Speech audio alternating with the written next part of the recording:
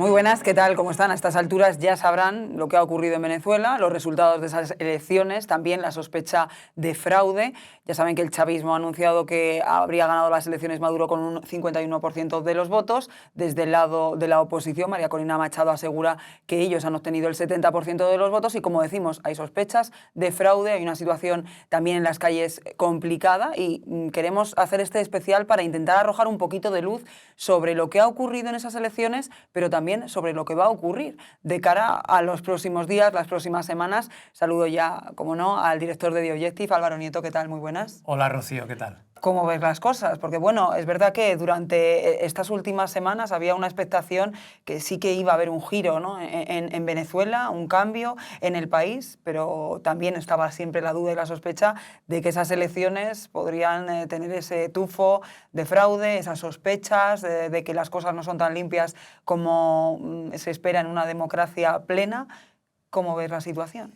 Bueno, yo creo que está pasando lo que era previsible, ¿no? Ningún dictador va a abandonar el poder por las Tan bravas fácilmente. y además después de unas elecciones, ¿no? Lo que pasa es que había que intentarlo. Yo creo que la oposición ha trabajado muy bien los últimos años para llegar unida a estas elecciones y para intentar dar la batalla en las urnas. Además, todo el ambiente previo nos estaba indicando que ahora ya sí que sí iba a haber una victoria arrolladora del candidato Edmundo González Urrutia, después de que fuera inhabilitada, digamos, la candidata de verdad que es María Corina Machado. Y yo lo que creo es que al final ha pasado lo que, bueno, pues tocaba que pasara, que el dictador ha dicho que no se va y que no acepta los resultados y que, por supuesto, ha ganado. Lo que pasa que fíjate que normalmente cuando un dictador hace unas elecciones, y nos pasaba aquí también con Franco, pues siempre gana con el 99% de los votos, ¿no? Y Esto no es con lo el normal. 110 porque no. Claro, Sí. pero claro, fíjate cómo estará la cosa de mal, que ya el propio dictador te dice, no, he ganado pero por el 51%, ¿no? O sea, justo.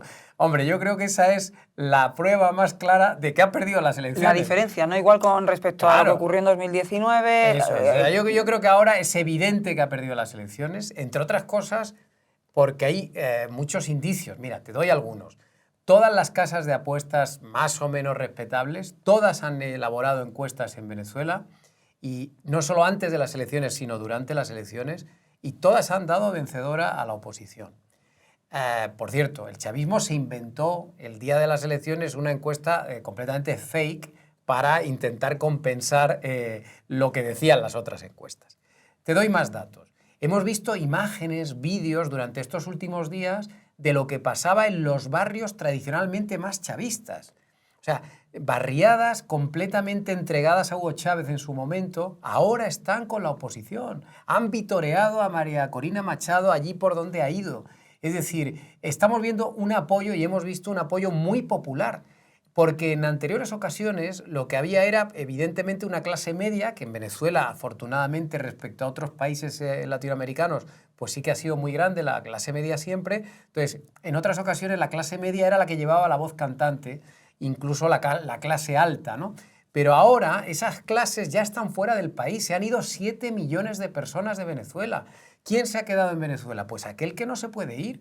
Y son esas personas, las clases más populares, los que ahora le han dado la victoria a la oposición. Y se la han dado porque están ya hasta las narices y, por supuesto, que quieren un cambio.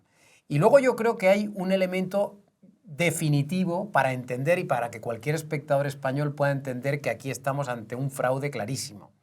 Y es que hasta el propio, por ejemplo, Boric, que es el presidente chileno, un gobernante que no es que esté en la izquierda, es que está en Podemos, es que ha sido, digamos, apoyado por el partido Podemos español, por el partido Sumar, fue Yolanda Díaz allí, fue Irene Montero. Es decir, hasta Boric, que es lo más a la izquierda que hay en América Latina, ha dicho que los resultados no son realistas. Y la propia administración norteamericana ha dicho cosas parecidas, que los datos no parecen demostrar el verdadero parecer de la ciudadanía venezolana. Por tanto, yo creo que es bastante innegable que ha habido un fraude, que Maduro nos quiere hacer creer a todos que ha ganado cuando es mentira, y ahora empieza el verdadero partido. Yo creo que ahora empieza lo importante.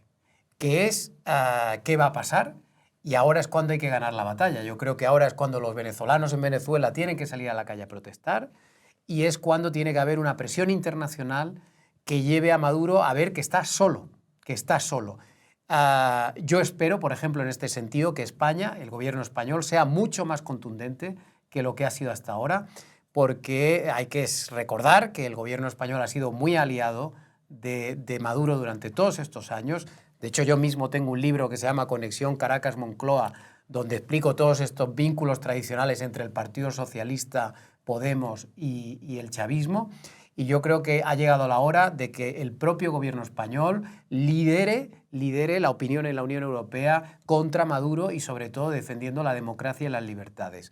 Si toda la comunidad internacional se pone en la misma línea y en Venezuela la presión popular sigue dando la batalla, yo creo que a lo mejor hay una rendija por la que pueda haber un cambio de régimen. Pero en cualquier caso, que nadie se engañe. Los cambios de régimen, sobre todo en las dictaduras, no se tumban normalmente pacíficamente, como pasó en España o como pasó en Portugal. Normalmente tiene que correr un poquito de sangre, lamentablemente, tiene que haber una trifulca, tiene que haber algo que desencadene un cambio de régimen, porque es que por las buenas está visto que no se va a poder cambiar. Vamos, Álvaro, si te parece, hacer un parón y a completar la mesa de expertos para precisamente analizar todas estas claves que has ido dando, qué va a ocurrir los próximos días, qué tiene que hacer la población civil y qué tiene que hacer la comunidad internacional.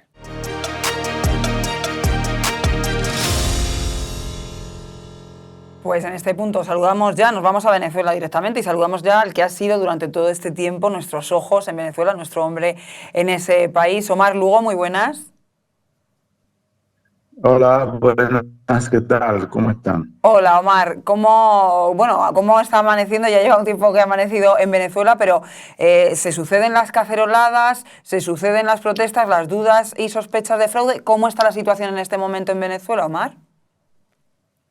Bueno, en este momento cuando estoy hablando con ustedes por teléfono y son exactamente la 1:27 de la tarde, está Nicolás Maduro hablando, está siendo proclamado de manera oficial en el Consejo Nacional Electoral como nuevo presidente de Venezuela para el periodo 2025-2030. Eso es un acto oficial ahora y Maduro está aprovechando para redoblar sus anuncios y ataques contra lo que califica como una oposición fascista y ha dejado claro que no tendrá ninguna tolerancia. Ha dicho que lo que estaba en las últimas horas en curso en Venezuela era cito, un golpe de Estado fascista contrarrevolucionario. Una operación contra la democracia venezolana, una película que sabemos y esta vez no habrá ningún tipo de debilidad, ha advertido Maduro en sus palabras, que no ha terminado hasta ahora, sigue hablando, y hizo referencia a lo que ocurrió con la interina de Juan Guaidó y dijo que lo que se pretendía hacer era imponer a Edmundo González como un Guaidó 2.0. Ahora bien, ¿qué está pasando a esta hora? Mientras Maduro habla, hay cacerolazos en algunas barriadas y desde antes de él hablar hay trancas de vías importantes en autopistas en Caracas y también protestas en barriadas populares del este y del oeste. Destaco lo de populares porque es el sector que más está reaccionando ahora, las personas, familias más pobres, en los barrios más pobres, a la situación generada en las últimas horas.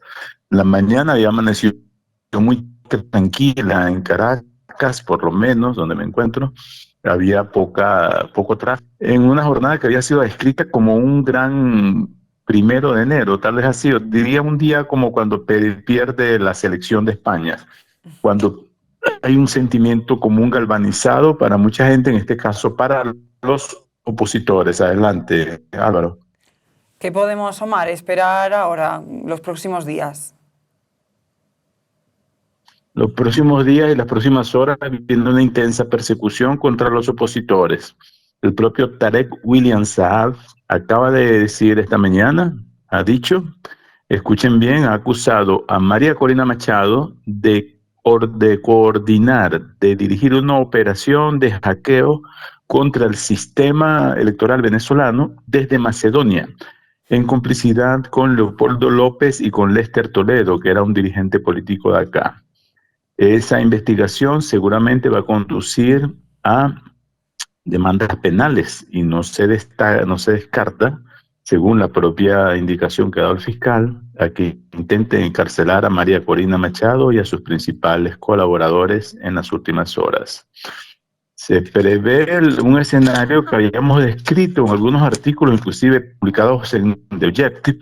Se prevé una acelerada nicaragüización, es decir, que esto vaya como a Nicaragua, donde se persiguen a los líderes de la disidencia, se encarcelaron a candidatos y a candidatos presidenciales, y viene un periodo serio de intolerancia contra cualquier disidencia y contra cualquier crítica, inclusive de Omar Lugo, estamos teniendo ya un poco de dificultad con esa conexión. Te mandamos un abrazo, compañero, toda la suerte para los próximos días y sin duda seguiremos leyéndote en The Objective todas las crónicas, contándonos todo lo que está sucediendo en el país. Gracias.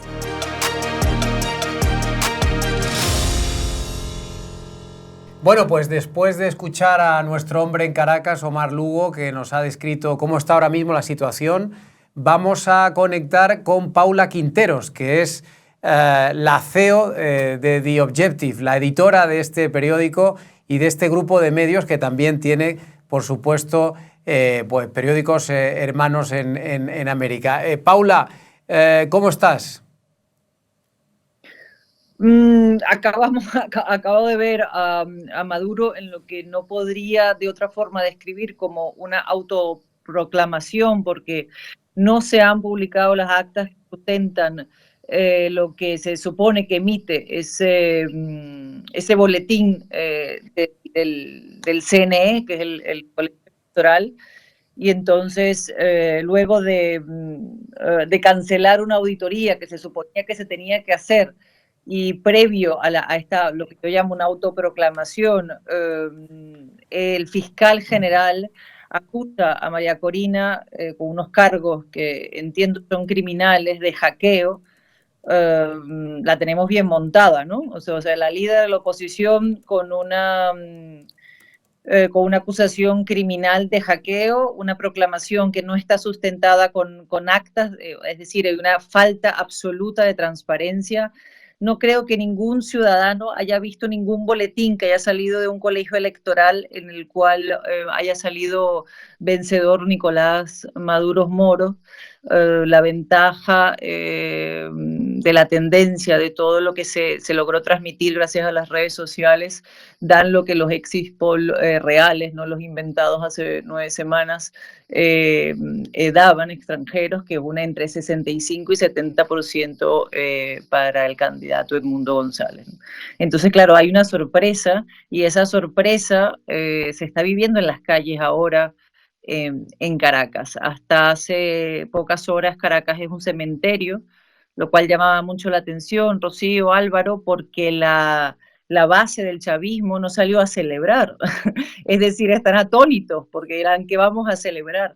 El que celebra, el que está celebrando ahora es la cúpula. La cúpula, lo que se ve, ¿no? Y que por supuesto genera una impresión, pero es una élite, es una cúpula, y en una fantasía que imagino que es creída y sostenida por esos supuestos 900 observadores internacionales que acaba de nombrar Maduro en su proclamación, que estaban allí y que son supuestamente ignorados por los medios masivos. Pero bueno, hay una sorpresa, estamos todos muy sorprendidos. Da la impresión que la gente que tenía un ánimo festivo de voto y que no se escondía ayer en el abrazo a esa democracia y a ese cambio, no pareciera que se va a quedar tranquila, ¿no? Entonces eso nos genera a todos mucha sí, intranquilidad, porque ¿qué va a pasar? ¿No? Todos estamos preocupados por la seguridad del venezolano. Paula, decía yo al principio del programa que evidentemente estamos ante el guión previsto, porque es verdad que aunque todo el mundo tenía algunas esperanzas, no es normal que un dictador entregue por las buenas el poder y menos después de unas elecciones. Por tanto, a este punto más o menos todos sospechábamos que íbamos a llegar. La pregunta que hay un poco en el ambiente es qué va a pasar ahora y sobre todo si crees que pueden empezar de verdad protestas que pueden acabar derribando el régimen de Maduro. ¿Lo ves probable? No tengo esa bola de cristal y es verdad que todo demócrata pues no opta o no quiere, ¿no?, ver la violencia. Lo que sí se ve latente es que el pueblo se siente burlado, lo ves los comentarios ahora en esta autoproclamación, los comentarios en Twitter, ¿no? Fraude, burla, insultos, por supuesto, ¿no? Pero la gente no se lo puede creer, ¿no?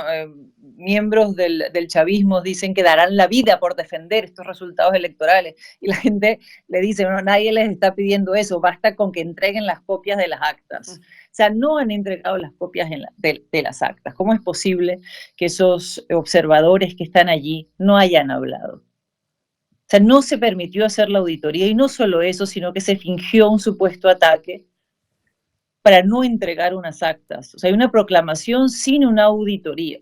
Entonces, bueno, todavía no hemos escuchado el día de hoy al candidato Edmundo ni a la líder María Corina, y todo el mundo está esperando por esas palabras. Ellos lo que sí dijeron ayer, evidentemente llamaron a la paz, a la calma, pero ya se están viendo esos focos de protestas, ya se están sintiendo. Empezaron en la mañana en forma de cacerolazos. Para el que no conoce Caracas o no conoce Venezuela es difícil distinguir, pero causa mucha sorpresa, en mi caso, que viví muchos años en Venezuela, dónde se están gestando estas protestas, estos cacerolazos, dónde está bajando la gente. Son zonas que por muchísimos años pues, están consideradas chavistas.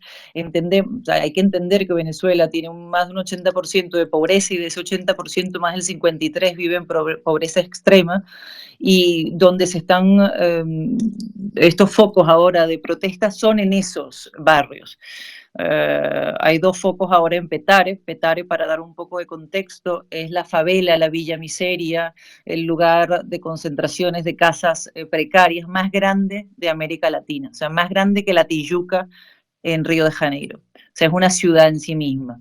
Y allí están las protestas, ¿no?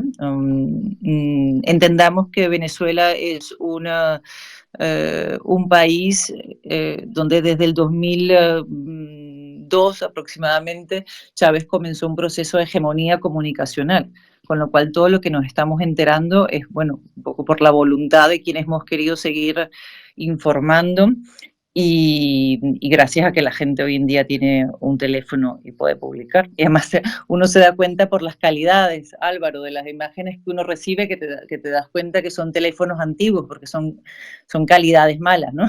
No son calidades de un iPhone 11. Paula Quinteros, pues nada, un abrazo, muchísimas gracias por tu análisis y estaremos muy pendientes de lo que suceda en los próximos días, que al final es eso, es lo que hablamos, la preocupación, ¿no?, que va a ocurrir los próximos días y las próximas semanas. Gracias, Paula.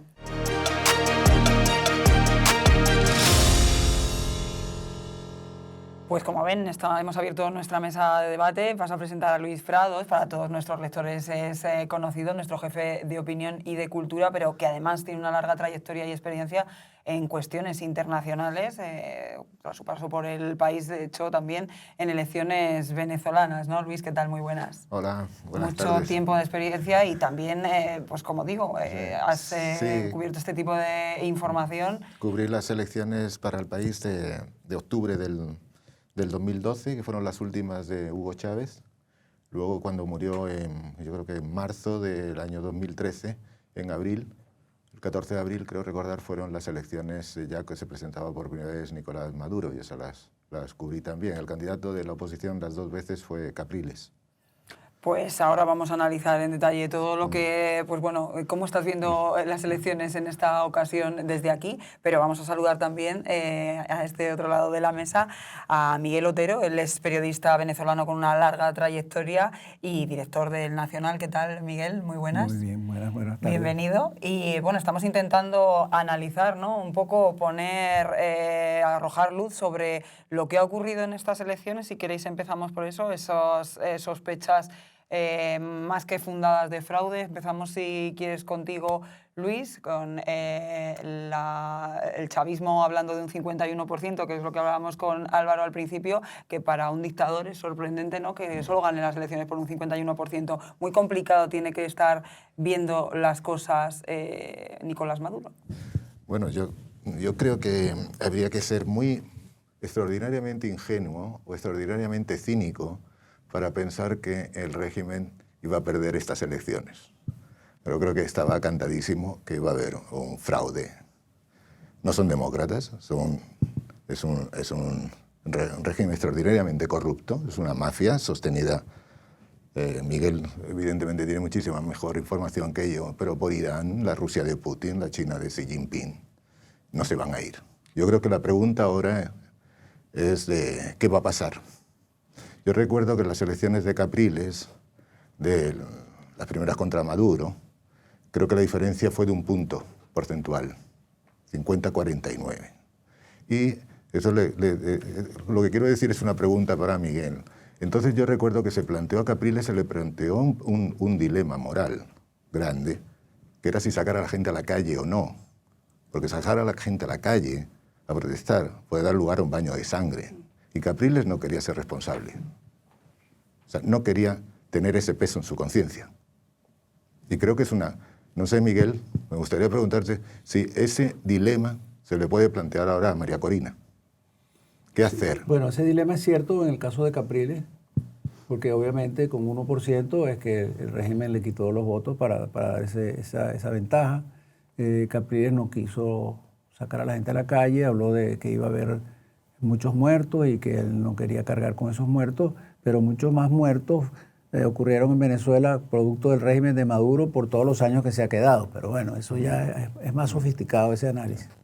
En el caso de este, digamos, este fraude electoral de Maduro es distinto, bueno, siempre es distinto, porque la diferencia en la votación entre Maduro y el mundo es algo así como 2-1, más de 2-1. Era 70-30, algo brutal como diferencia. Entonces hacer un fraude con un margen tan grande, tienen que hacer algo igual al margen, tiene que ser algo brutal y una grosería, que es lo que hicieron. Ahora, ¿qué pasó ahí? María Corina tiene el 40% de las actas y en ese 40% de las actas el mundo más que duplica a Maduro. El otro 60% lo sabotearon, no hay las actas. O sea, el régimen no dejó que terminara la votación, no dejó que salieran el acta, llegó la Guardia Nacional y se llevó las actas, en fin, desaparecieron, no hay contabilidad. O sea, no pueden, nadie en su sano juicio puede llegar y decir, bueno, vamos a ver qué hay ahí en las actas, vamos a contarlas, lo que piden los Estados Unidos, lo que pide la Comunidad Europea, lo que pide Boric y lo que pide todo el mundo, que cuenten las actas. Y eso no se puede, porque eso se desapareció. ¿Y qué se puede hacer Entonces ellos dieron un número que desde el punto de vista matemático es absurdo, es imposible, porque si en el 40% más que duplica el mundo a Maduro, en el otro 60% ellos nos van a demostrar que no solamente es al revés, sino que además es mucho más que al revés, para poder llegar a 51-44. Entonces, bueno, ellos dan un resultado y punto. Eso lo hacen muchos dictadores, lo hizo Somoza, lo hizo Pérez Jiménez, lo hacen dictadores que dan un resultado que le da la gana, nadie tiene derecho a protestar. En este caso, bueno, yo no sé, estamos muy cerca de lo que pasó, de lo que sucedió. María Corina no es Capriles, María Corina es una mujer que tiene realmente fuerza, ella personal. Capriles se debilitó un poco y lo que va a pasar de ahora en adelante estos días, no sabemos cómo empieza, pero no sabemos cómo termina. Pues estoy seguro que va a ser distinto. ¿Crees que puede existir la posibilidad, esto es un poco especulativo por mi parte, ¿crees que puede existir la posibilidad, entre las argucias del régimen, de prestarse, con el apoyo diplomático que tiene, de los países que hemos hablado, a una negociación, de esas negociaciones que son un callejón sin salida en los próximos meses, pero que a su vez va debilitando la unidad de la oposición? O sea, una gran añagaza de unas negociaciones. Hay que tener en cuenta que a veces no se dice que, aunque hubieran aceptado el resultado electoral, la toma de posesión del nuevo presidente democrático hubiera sido en enero. O sea, el régimen tiene todos los resortes y los ministerios de fuerza para durante estos 6 meses haber hecho absolutamente lo que quisiera. Entonces, digo, ¿crees la posibilidad de que tenemos ese pantano negociador? Bueno, ese tema de las negociaciones, ahí tenemos varios elementos. Primero, se habla mucho de que Maduro, hay que negociar con Maduro para que cuando se vaya en Puente de Plata. Yo no sé qué es lo que hay que negociar con Maduro. Maduro, suponiendo que diga, reconozco a el mundo ganando las elecciones este domingo, tiene hasta enero para hacer lo que le da la gana. Es dueño de los aeropuertos, de los pasaportes, de la inmigración, de los bancos, tiene todo el dinero del mundo. Él puede escoger un país. Hay 220 países. Algunos le dicen, bueno, véngase para acá y ponga dinero, como le pasó a Aidin Adá con Arabia Saudita. Ahí murió. También pruebas de todo lo que ha hecho durante este puede tiempo destruir, con la o sea, oposición, puede hacer con los las pruebas en la Corte Penal Internacional no las puede destruir. Ahí hay 9.000 testimonios personales, entre ellos uno mío, pero hay 8.999 más. Pero él puede escoger un país y negociar y puede irse, nadie le va a parar, digamos, en este esquema donde tiene que entregarle el poder al mundo el 10 de enero, o sea, un periodo larguísimo. Ese es el tema de la negociación de Maduro. El otro tema de las negociaciones es que ha habido unas negociaciones con los americanos que están marcadas por el acuerdo de Barbados, por el acuerdo de Qatar y por uno que hicieron hace 2 semanas. El de Qatar y el de hace 2 semanas son secretos, los americanos y el régimen. El de Barbados estaba la oposición. Bueno, yo considero que si no hubiera habido esas negociaciones, no tendríamos una elección este domingo pasado. O sea, tanto las sanciones como las negociaciones fue lo que hizo posible la elección este domingo pasado. O sea que yo le doy importancia a esa negociación, importancia al papel de los americanos, porque además son sanciones que empezaron con Obama, Trump las profundizó y después Biden es el que las ha llevado. O sea, todos los presidentes norteamericanos han estado involucrados en eso y me imagino que eso seguirá por el mismo camino porque los americanos necesitan una salida en Venezuela por varias razones, los votos de Florida, por el tema de los inmigrantes. Entonces, el tema de las negociaciones y otra negociación para restaurar el mundo, bueno, yo no la veo muy bien porque ellos ya dieron la patada. Ellos ya dijeron, somos los reyes aquí y no creemos en elecciones y se acabó el mundo. Eso lo pueden mantener. Si eso lo mantienen y sigue así, bueno, Venezuela va a ser el país más aislado del mundo, porque ahora no es solamente los Estados Unidos, Comunidad Europea, todos los países del mundo, inclusive aliados de ellos como Petro, como Boric, como Lula, se van a venir contra Maduro. Precisamente, Miguel, nos ha sorprendido mucho la posición de Boric. Ha sido un líder precisamente de la izquierda muy contundente a la hora de criticar los resultados que Maduro ha dado. Y hemos visto también a Blinken, el secretario de Estado estadounidense, cuestionando claramente la situación, diciendo que no eran realistas y que no reflejaban la voluntad del pueblo venezolano. Me gustaría saber tu opinión sobre la reacción que ha tenido el gobierno español, porque es verdad que durante los últimos días de campaña ha estado completamente desaparecido, no se ha manifestado cuando han expulsado o no dejado entrar en Venezuela a los políticos españoles que han intentado ir. Y hemos visto a Álvarez como hoy lunes pues, ha hecho una pequeña declaración pidiendo transparencia. ¿Te parece suficiente? ¿Crees que el gobierno español está actuando como debería o debería ser más contundente, más tajante al hablar de Maduro? Pero el gobierno español, Sánchez no tiene política externa, él tiene solo política interna. Y por eso es que él todo lo hace en función de la política interna. En este caso tienes el tema de Zapatero, que está ya de aliado del régimen. Entonces, cuando expulsaron a los del PP, no dijo nada. El gobierno español no dijo nada. Pero esto es una cosa tan obvia, lo del robo de las elecciones, que Álvarez se vio obligado a dar una declaración. Pero claro, España tiene ese problema con las alianzas que ha hecho Sánchez para mantenerse en el poder. Entonces está toda esta gente de la ultraizquierda que son pro Maduro y pro Hamas, o sea, son... Sí, porque hay que recordarle a nuestros espectadores, quizá no lo sepan, que sí que ha habido un partido político español que ha estado representado en estas elecciones en Venezuela, observando teóricamente, y es Bildu, el partido más próximo a los terroristas de ETA. Ese sí ha tenido las puertas abiertas de Maduro, por cierto. Y Podemos, creo que también. Podemos, creo que también. Monedero. Monedero estaba allí y, por supuesto, Zapatero, que yo creo Zapatero que no hemos oído tampoco, de momento, nada No se ha de él. No se ha pronunciado, pronunciado por el momento que sepamos. pero- Sí, Marlaska sobre él. Pero diciendo Miguel, que- ¿por qué Zapatero hace todo esto?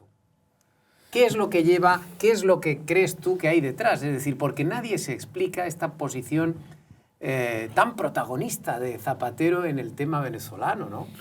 ¿Qué necesidad Bueno, no es tiene? solamente el tema de venezolanos, es el grupo de Puebla, digamos, es una especie de vocación política que él tiene con toda esta gente. Y él en Venezuela también hace doble juego, él ha sacado algunos presos. No quiero decir con eso que él sea un defensor de los derechos humanos, pero ha sacado algunos presos y tiene una relación constante con el régimen. Entonces, ¿cuál es el interés de él? Yo no sé, porque claro, aquí se crean tantas cosas, dice que tiene negocios y tal, pero nadie ha probado ninguno de esos negocios, yo eso no lo sé. Lo que sí sé es que él es constante habitué del régimen venezolano. ¿Qué podemos esperar? Hablábamos de pues que la solución también pasa en este punto. La solución, no sé si una de las soluciones, por la calle, no la calle, pero claro, está habiendo caceroladas, esperamos que pueda haber disturbios en la calle, esperamos que el ejército se está forzando que pueda salir el ejército. ¿Qué pensáis que puede ocurrir los próximos días? El ejército venezolano es un caso porque Chávez se encargó de desmembrar el ejército y de desmantelarlo. Y, por ejemplo, en Venezuela hay 1000 generales, toda la OTAN junta, todos los países de la OTAN, los sumas todos los generales y no llegan a 1000, a lo mejor ni llegan ni a 500. Entonces, es un ejército atomizado donde hay muchos grupos. Hay el grupo de los narcotraficantes, hay el grupo de los chavistas, el grupo de los maduristas, el grupo institucional, el grupo de los opositores.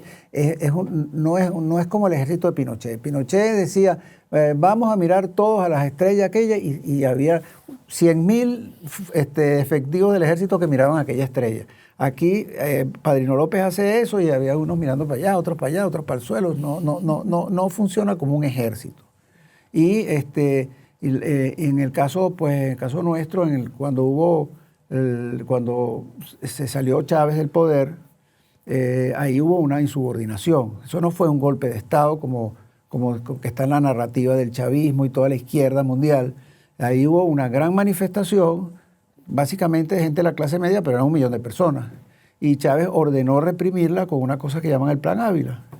Y los generales, que ahora están todos en el exilio además, el Rosendo, que fue el comandante superior, que era el que manejaba, imagínate, los tanques, los blindados, le dieron la orden de reprimir y él se insubordinó y se insubordinaron los demás. En ese momento Chávez renunció. O sea, el tema insubordinarse ante una orden de reprimir una población que está desarmada, que es lo que está manifestando, es una cosa que ya ha pasado y puede volver a pasar. O sea, si mañana hay una gran concentración o una gran manifestación por este tema de las elecciones y Maduro ordena a las Fuerzas Armadas reprimir porque la policía política no le sirve para eso, bueno, ahí habría una insubordinación. Ahí sabemos cómo empieza, no sabemos cómo termina. O sea, ¿crees que no atacarían a la población, no reprimirían a la población? No reprimirían a la población. Un baño de sangre del ejército no sería, yo no lo veo posible. O sea, que sí que confías en una especie de revolución popular que al final, gracias a la complicidad del ejército, pueda triunfar. Puede pasar, porque el ejército venezolano además no es como el ejército cubano. El ejército cubano vive en unos enclaves, tiene un estándar de vida, digamos, decente en relación a la población. Entonces, es otro mundo. En Venezuela no, en Venezuela el ejército es parte de la población. Si el 80% de la gente está contra Maduro, el 80% de los militares están contra Maduro, y los familiares y todo aquello. Entonces, no es lo mismo que cuando un ejército lo convierten en un enclave y lo aíslan. Miguel, me contabas también hoy cómo esta vez es diferente a otras elecciones, porque, claro, los que quedan ya en Venezuela son las clases populares, es decir, claro. Y estas clases populares no tienen nada que perder, probablemente sí que vayan a ir a la calle con mayor facilidad que otras veces, porque, oye, el que no tiene que comer no tiene nada que perder y, por tanto, a lo mejor sí que le interesa seguir en la calle, mantener las protestas. Digo, a diferencia de lo que pasaba con Capriles, como decía Luis, ¿no? ¿Tú crees que podemos estar ante un escenario diferente? Absolutamente. Las grandes manifestaciones en 2002, cuando ocurrió lo de Chávez, eran manifestaciones de la clase media. O sea, por ejemplo, iban en la autopista y entonces iban solamente en la parte de ida, no ocupaban la parte de regreso porque ahí venían sin automóviles. Sin bloquear el tráfico, que bueno, en Europa es muy común, pero en nuestros países no está común. Ahora, si tú esto lo llevas a sectores populares, ya la cosa es absolutamente distinta. Entonces, y además ellos ideológicamente descalificaban esas manifestaciones. Aquí les dirían los pijos, allá les decían los escuálidos, pero si es los sectores populares, que se supone que son los sectores del chavismo, entonces ya sería mucho más complicado, además serían mucho más combativas, mucho más fuertes. Es otra manera de protestar. Que en este caso, porque ¿qué ha pasado en Venezuela? Hay 8 millones de venezolanos que se fueron, básicamente la clase media. O sea, también hay sectores populares, pero es la clase media. Lo que queda ya, el 75% de la población vive por debajo del nivel de pobreza crítica, o sea, es Haití. Y el 90%, cuando llegamos al 90%, por debajo de pobreza. Entonces, lo que queda de esa clase media y todo eso, 10% de la población o menos. O sea, estamos peor que los países pobres. Bueno, esos son los que votaron por María Corina. O sea, María Corina la acusaban de ultraderecha, de ser aristócrata, de ser distante de los sectores populares. Y resulta que en lo que María Corina se conecta con la población paupérrima, con la población pobre. Son ellos los que están detrás de María Corina. Ella hace actos donde nadie hace actos, nadie podía hacer actos. Ella los hace porque los sectores populares la ven como una madre, tiene una conexión que no la ha tenido nadie. Yo he visto, por ejemplo, en un sitio llamado Achagua. Achagua es un pueblo que no está cerca de nada y bueno, yo he ido y hay una plaza Bolívar donde hay unos señores que tomando cerveza y hay una cosa.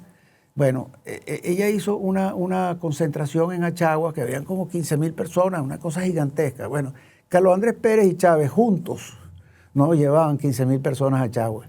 Pero además, ella no tiene ni cuñas de radio, ni avisos de prensa, ni cuñas de televisión, ni transporte de autobuses.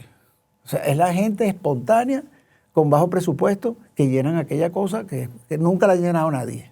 Entonces, y son sectores muy populares. No clase media. Entonces, es una cosa distinta a las grandes manifestaciones de los años del 2000. Habla también de la participación, ¿no? Porque la participación en estas elecciones, con respecto a otros comicios allí, ha subido, hablan de 10 puntos. Eso es un Sí, la punto a tener en gente, cuenta. muchísimos venezolanos han regresado, digamos, gente que está en el exilio que ha regresado exclusivamente para votar, ¿no? Incluso a través del lago Maracaibo, no sé qué, vi el otro día imágenes, ¿no? Yo de todas formas creo que es muy importante la personalidad de María Corina, que eso es completamente diferente a Capriles. Es una mujer muy dura, muy valiente, con un extraordinario carisma. Es decir, ella se la acusa, ¿no? Entonces, Capriles era una persona más apocada, ¿no? María Corina siempre ha tenido las mismas ideas. O sea, Sí. cuando la criticaban es porque la veían de ultraderecha. Ella es lo que llaman derecha disruptiva. Yo lo llamo derecha disruptiva. ¿Qué es lo que está teniendo éxito en los últimos tiempos? Que es derecha disruptiva. Es Milei, Es Ayuso, por ejemplo. Es Ayuso, Sí, por un poco ejemplo. con ese estilo. Es Trump. Esa es la derecha disruptiva. Entonces, ella es derecha disruptiva que hace 6 años no atraía mucho, pero hoy en día es la que se conecta. Y luego creo que también, creo que después de este robo electoral, creo que ya, lo que decía al principio, ya es una dictadura abierta. Ya es una dictadura abierta.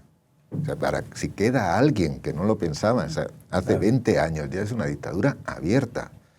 Creo que es muy valiente de un hombre de izquierdas de verdad, no un demagogo populista como Boric, que haya sido tan valiente y tan rápido en reaccionar, ¿no? Como Arévalo en Guatemala, también, que es otro líder, digamos, progresista.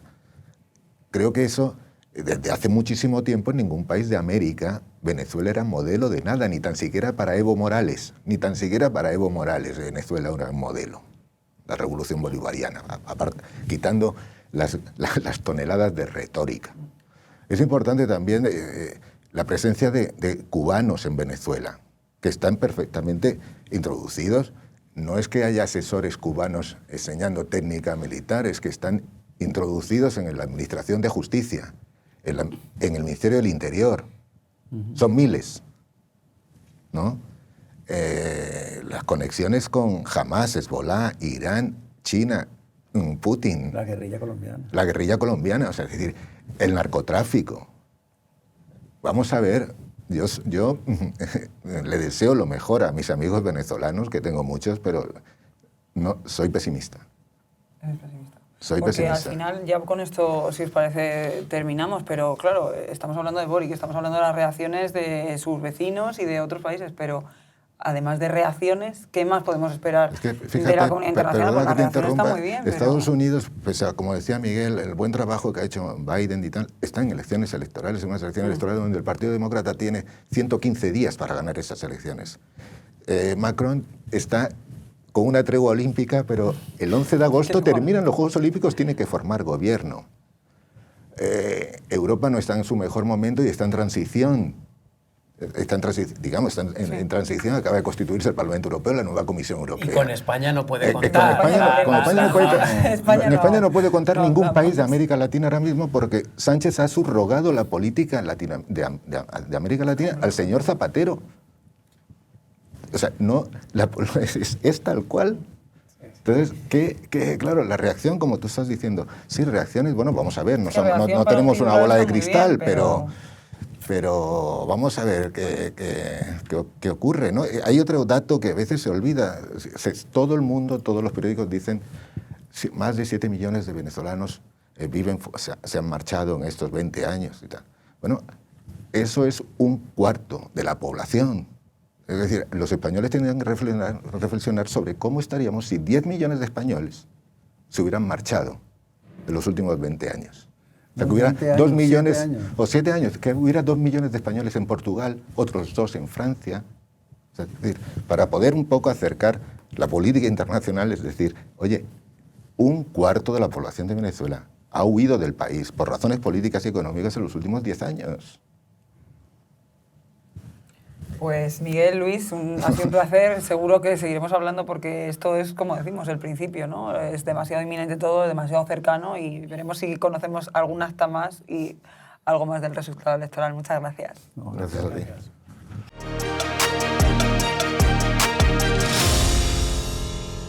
Pues vamos a seguir, vamos ya ahora a hablar con Julio Borges, él es expresidente de la Asamblea Nacional de Venezuela y una voz pues muy autorizada, ¿no?, para contarnos qué es lo que está ocurriendo en el país. Don Julio Borges, ¿qué tal? Muy buenas. Muy buenas, gracias por esta oportunidad, a la orden. Muchas gracias a usted. Bueno, estábamos escuchando, ¿no?, las palabras de Maduro y nos contaba nuestro compañero desde Venezuela, Omar Lugo, que ha dicho no habrá ningún tipo de debilidad. Ha dicho Maduro. Entiendo que ante las protestas, no sé, ¿qué es lo que cree que puede suceder en las próximas horas en Venezuela? Bueno, es muy importante destacar que en este momento hay una serie de protestas espontáneas, en el sentido que nadie ha llamado particularmente a salir a la calle a protestar.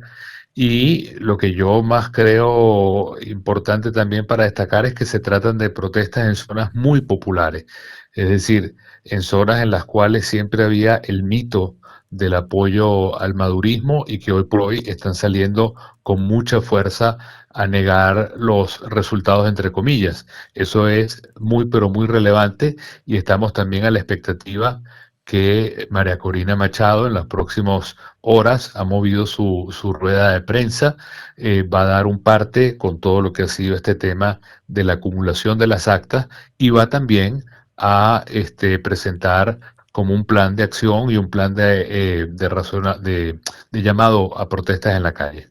Julio, evidentemente estamos donde más o menos era previsible que que estuviéramos después de las elecciones. Ninguna dictadura se deja arrebatar el poder mediante unas elecciones. Un dictador normalmente no entrega por las buenas el poder.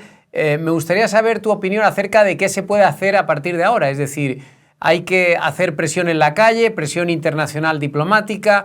¿Hay alguna esperanza de cambio para Venezuela?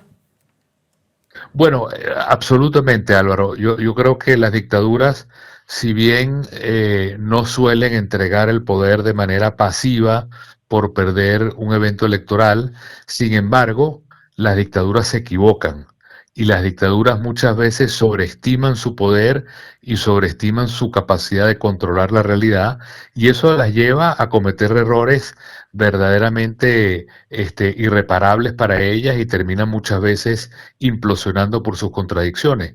Con esto lo que quiero contestarte es que sí creo con muchísima convicción que este proceso que está viviendo no significa que Maduro vaya a prevalecer en el poder. Creo que Maduro está más bien muy atrapado haciendo un fraude que es evidente no solamente para los venezolanos que vivieron en primera persona el proceso, sino para el mundo. Y creo que la reacción que hay es una reacción muy clara de desconocer los resultados de esta especie de golpe de Estado que ha dado Maduro. Y en ese sentido, aunque lo veamos hoy tratando de hacer esta parafernalia y de ser de alguna manera nombrado como el ganador ahorita en el árbitro electoral que lo está haciendo, creo que se trata de un Maduro que está en una situación muy precaria, y esto es apenas el principio del fin de lo que pudiera ser la cuenta regresiva de Maduro. Pero sin embargo, no sé si te está sorprendiendo la posición que está adquiriendo el gobierno español.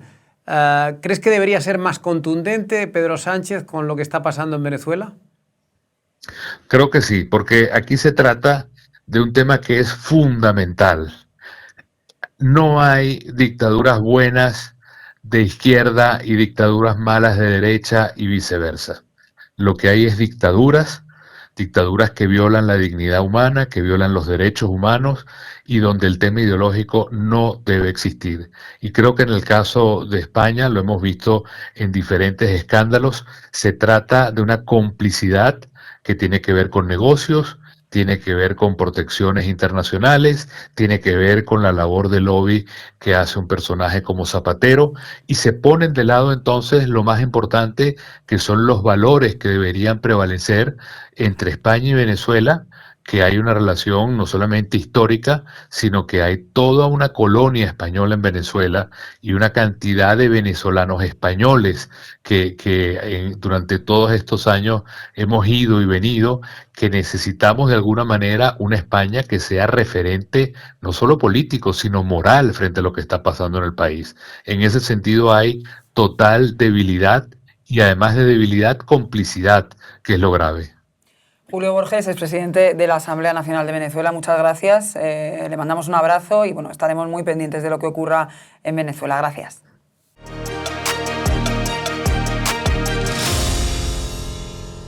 Pues vamos a poner punto y final a este especial sobre Venezuela que hemos tenido con diversas opiniones y bueno, queremos quedarnos con una conclusión, Álvaro, para los próximos días. Se ha hablado de muchas cosas, se ha hablado de también punto de inflexión, de esas protestas en zonas populares que eran consideradas chavistas. ¿Con qué nos quedamos? Bueno, primero te tengo que decir que como director del periódico estoy muy orgulloso de este programa porque realmente ahora mismo en España nadie está en condiciones de hacer lo que acabamos de hacer nosotros.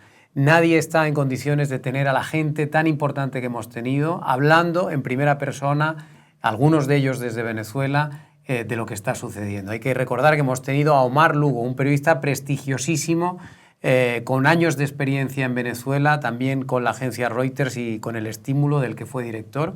Hemos tenido a Paula Quinteros, editora de este periódico. Hemos tenido a Miguel Enrique Otero, que es el director del Nacional, uno de los, el gran periódico venezolano y, digamos, el heredero de una gran estirpe de periodistas venezolanos. Hemos tenido a Luis Prados, periodista español con una amplísima experiencia en América, y hemos tenido finalmente a Julio Borges, presidente de la Asamblea Nacional Venezolana hace unos años y ahora exiliado, como tantos otros, en España. Tantos otros que están seguramente muchos de ellos viéndonos y a los que les mandamos un abrazo desde aquí. Es un honor haber tenido a todos estos protagonistas dando su testimonio. Creo que ha quedado bastante clara cuál es la situación en este momento. Hemos tenido información, hemos tenido opinión, hemos tenido análisis, pero yo me voy a quedar con una gota de esperanza, que es la que nos ha transmitido precisamente nuestra última conversación con Julio Borges, porque cuando yo le preguntaba ¿y ahora qué?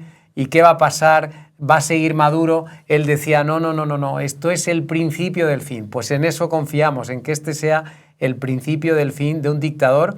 Y yo creo que también decía Luis Prados algo muy importante, y es que si alguien tenía alguna duda acerca de quién era Nicolás Maduro y de lo que pasaba en Venezuela, espero que ahora no tenga absolutamente ya ningún género de dudas. Y en ese sentido sí que creo, siguiendo también lo que ha dicho Borges hace un momento, que España debería erigirse en un referente y debería aprovechar este momento para dar un paso al frente y volver a la posición donde hemos estado otras tantas veces respecto a América Latina, es decir, siendo la voz más importante en Europa que se atreva a denunciar los atropellos contra la democracia y contra las libertades que se están viendo en Venezuela. Pero no se preocupen ustedes, porque si no lo hace Pedro Sánchez y su gobierno, The Objective lo seguirá haciendo en nombre y para todos los venezolanos. Gracias, Álvaro. Muchas gracias. Gracias.